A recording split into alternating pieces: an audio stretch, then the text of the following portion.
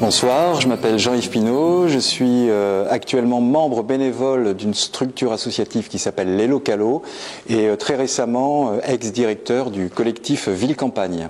C'était une association nationale qui s'était recréée ou créée, on va dire, autour de la question de l'attractivité des territoires ruraux, des migrations et du développement local.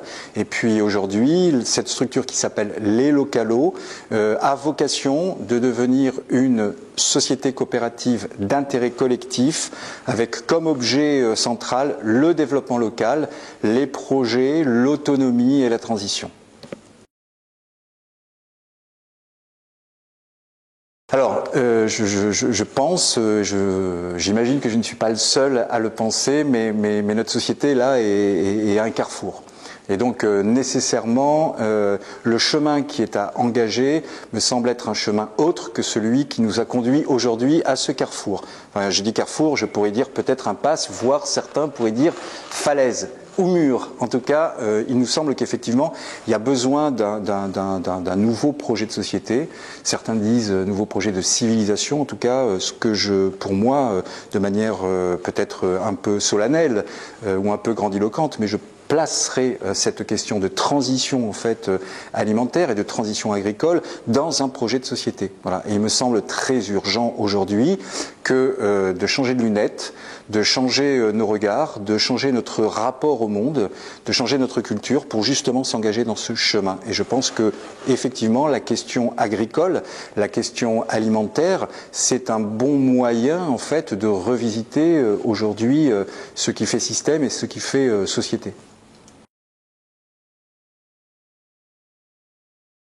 Quand on parle de lien ville-campagne, quand on parle de transition agricole, quand on parle alimentaire, on y voit des liens très forts.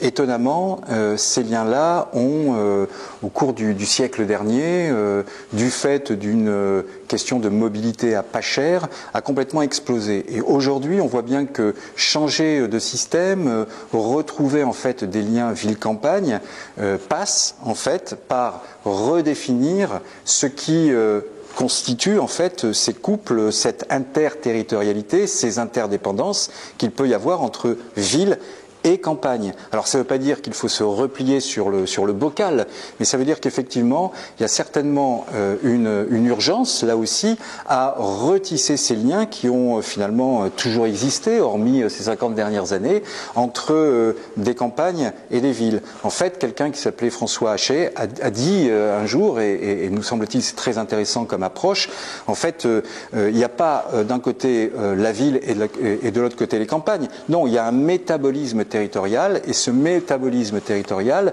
c'est à la fois des centres très denses et puis des espaces moins denses où les fonctions et fonctionnalités ne sont pas tout à fait pareilles, mais en tout cas ce qui est certain, c'est qu'il y a une interdépendance et il y a un gain à ce que ce métabolisme fonctionne. Voilà ce qui me semble être un vrai défi et un vrai enjeu pour aujourd'hui et les années à venir. Retrouver ce qui fait écosystème dans ces territoires, retrouver et mettre en avant ce qui fait interdépendance et ce qui permet en fait d'avoir une complémentarité.